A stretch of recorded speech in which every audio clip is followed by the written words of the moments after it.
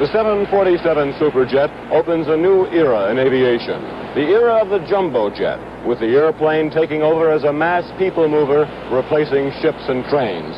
The 747 is so big that standing in it, you feel as if you're on a good-sized ocean liner. Hello, people. Today we're going to talk about the Zylmex Boeing 747.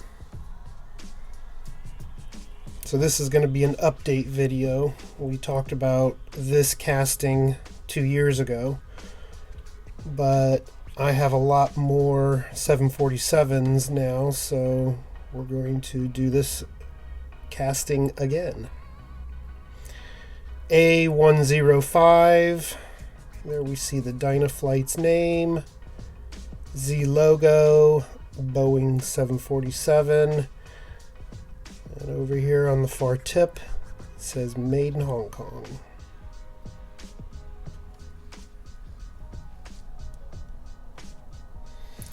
Now, this next variation is new to the collection.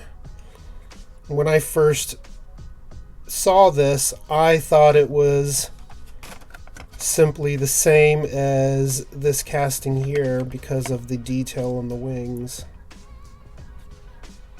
But I was wrong. Of course, this casting has the metal posts holding the landing gear on, and there's only 3 posts instead of the 5 you find on this earlier casting. It's a lot of wheels.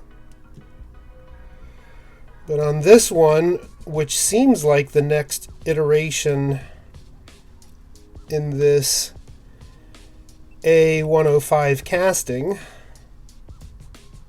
because it's still utilizing the old style landing gear. So it's the new casting on the wings, but the old style landing gear. So it seems there's 3 different castings regardless of the decos. Now here we're going to talk about this one. So this is, I skipped over this. This is the older first generation casting with just a different deco. Japan Airlines. It's got all the same markings in the same places. You just have different stickers. So it's all. That is a good looking one. I love those markings. Those are really, really classic.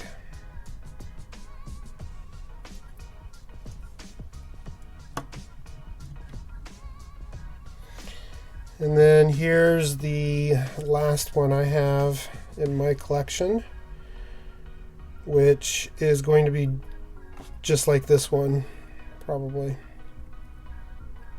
It's the same Japan Airlines, but it has a different paint job. It's got silver wings and the metal posts on the landing gear. So this one was given to me by one of my subscribers, Steven. Thank you so much, Steven. This is a really, really cool casting.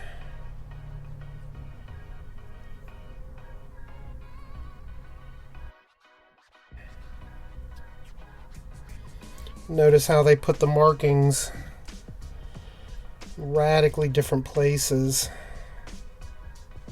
See how the Z logo's been turned 90 degrees. And the Boeing 747 marking's been moved to the wing. It still says Hong Kong though.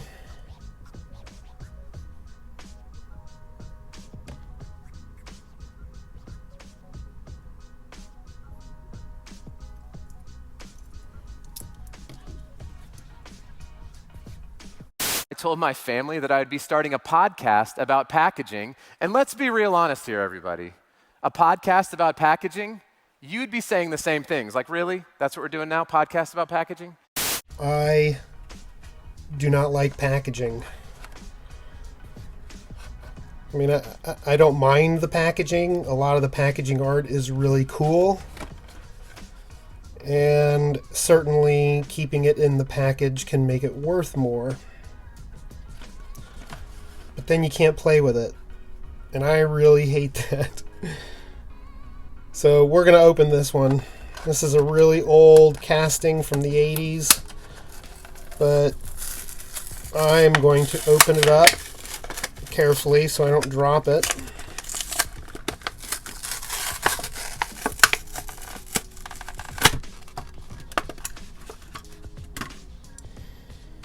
So we can have this example in my loose collection.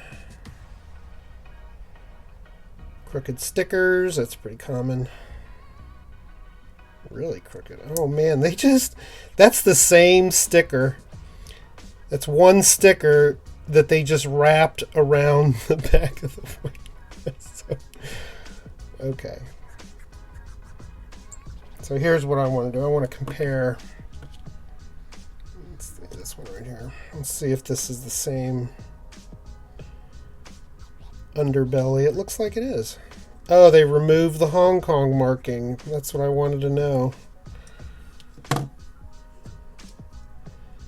So this is a change. They got rid of the Hong Kong marking. And so at some point there's another variation of this 747 that's going to say China.